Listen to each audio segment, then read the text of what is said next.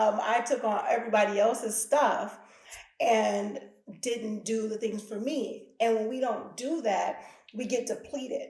We get exhausted. We do come into a point of feeling that people expect so many things from us, but we don't feel appreciated because we're not appreciating ourselves.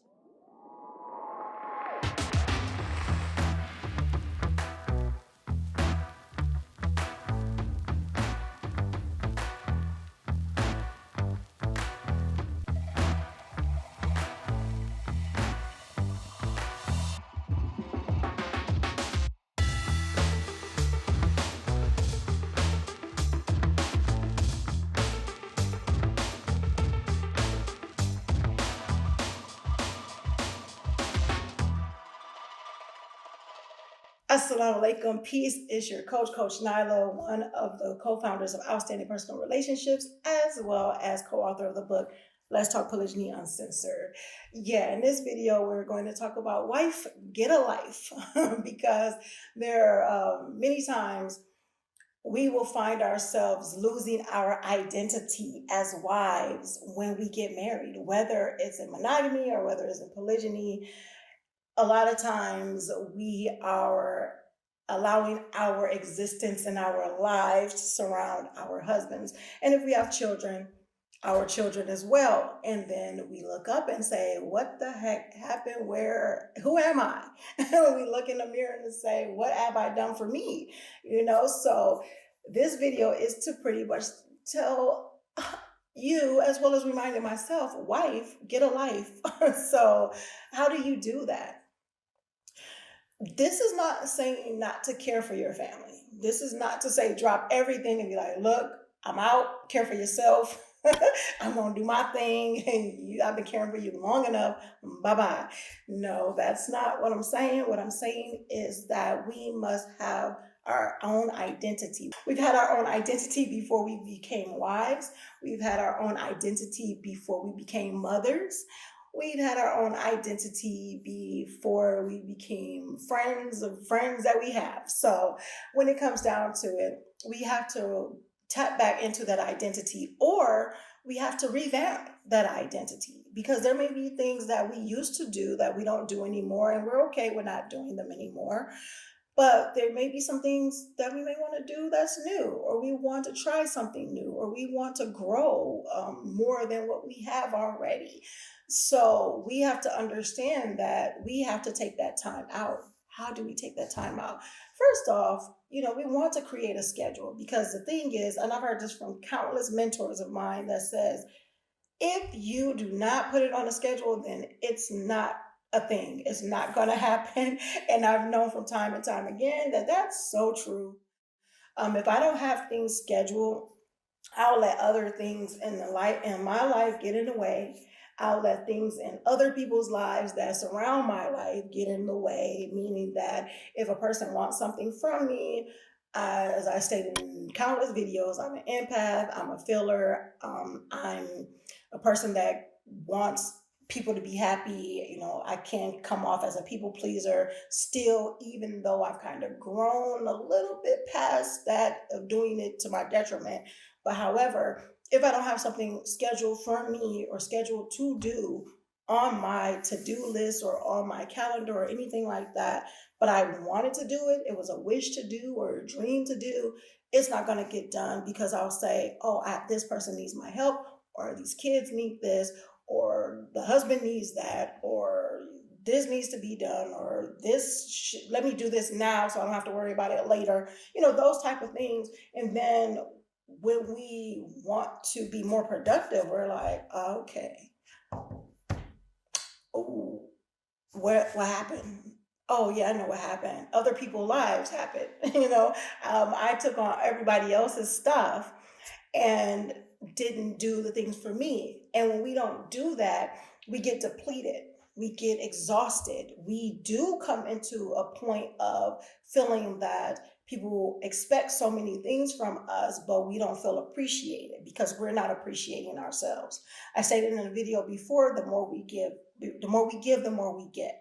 So if we give positive, we're going to get positive. If we give negative, we're going to give negative. If we give so much of ourselves that we're not giving ourselves anything back, we're going to be depleted, period. We can't expect people to treat us the way we should be treating ourselves. That's what I'm going to say. We shouldn't expect other people to do it.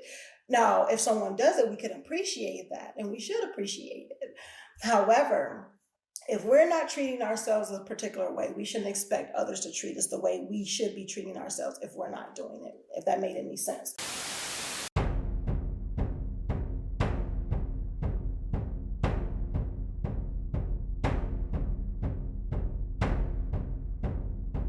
Hear ye, all my fellow wives in polygyny and polygyny wannabes. Come closer, closer, a little bit closer.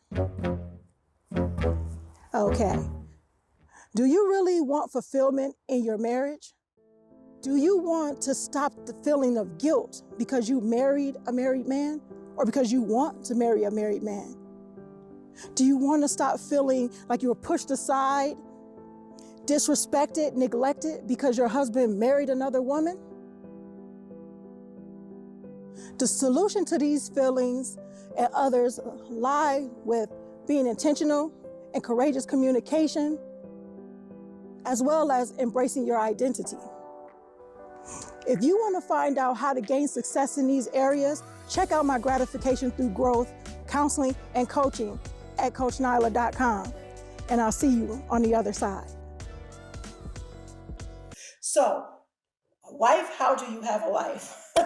Make sure you are taking some time out for you, writing down the things that you want to do. Write out your goals, write out your aspirations, write out some hobbies that you want to do or get back to doing if you stop doing them. And look at your calendar and schedule these things out. Me and myself, there are certain things that I want to do that I haven't done in a long time. There are certain things that I want to pick up on that I have not ever done, but I've been wanting to do. It's some things I want to do good.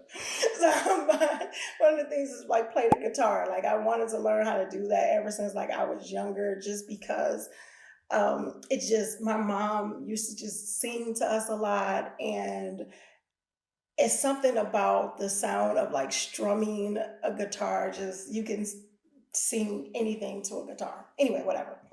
That's neither here nor there. And I know people have their own views, especially if they're Muslim, on like musical instruments and different things like that. This is not the video for that. I'm just saying these are certain things that I wanted to learn and pick up on. I do karaoke with my children. It's a lot of fun. I started to pick up on that again because it's fun, it's enjoyable, and it allows me to not take myself so serious. So find some things that you want to do and schedule those things out. My thing was that I wasn't scheduling out time for me. And I'm not just talking about a nice soak in a tub or a time out at Starbucks or anything like that, but I mean like learning new things. If you scheduling things out like baking, for the family, doing something like that, having a hobby of learning calligraphy if you haven't done that and something you want to do, or painting and things. I was looking around my home, and my daughter she draws very well. My bonus daughter is a beautiful artist. My co-wife is an amazing artist. My son is amazing at art as well as photography. And I said, instead of going out buying these different things, how about, I get these things for my family, have their artwork. And if you guys could possibly see behind me, I'm not totally sure if you can see, but inside a couple of my cases, I have artwork from my co-wife. And looking at different art made me want to do art. Actually, I was into Bob Ross like a long time ago and just wanted to learn how to paint. So those are things that I'm putting on my schedule now, meaning that for business, and if you are running a business, you can put that on your schedule. Like for business, I'm doing this. I'm making sure that's on your schedule. for my hobby, this is what I'm doing. I'm learning how to do different types of dances. I'm learning how to write calligraphy. I'm learning more of my deen, meaning I'm learning how to read Arabic, learning how to write Arabic, learning how to speak Arabic, and I'm memorizing the surahs from the Quran. So it's all these things, but you hear it's like I'm rattling off this and this and that and the other. However, how do you keep that all together and how do you keep it consistent? You keep it in a schedule. You write it out, what you want to do, and you schedule it out. Make sure you're scheduling it out. And make sure you schedule also that time for your spouse, your time for your children, that family time. Put it on a schedule.